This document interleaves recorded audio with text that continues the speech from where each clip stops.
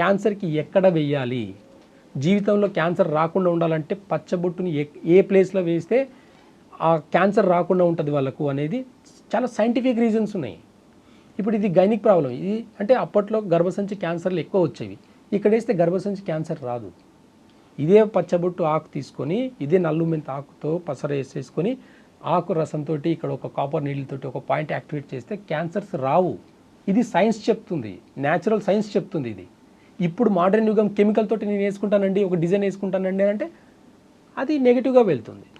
Positive కొన్ని వేల సంవత్సరాల్లో ఉండే సైన్స్ని ఇప్పుడుండే సైన్స్ తప్పుపడుతుందంటే అవ్వదు. ఇప్పుడు అంటే ఆ తెగకు సంబంధించిన వాళ్ళు కానివ్వండి, ఆ నాలెడ్జ్ ఉండే వాళ్ళు కానివ్వండి, ఇప్పుడు ఎవరికి తెలియదు కాబట్టి అది అంతరించిపోయింది. అది అంతరించిపోయినంత మాత్రాన అది నెగిటివ్ అనేది కాదు, అది ఎన్నో వేల సంవత్సరాల కింద ఉన్నది అది. అలాంటిది ఇప్పుడు నెగిటివ్ ఎందుకు వచ్చింది అని అంటే కారణాలు ఇవే.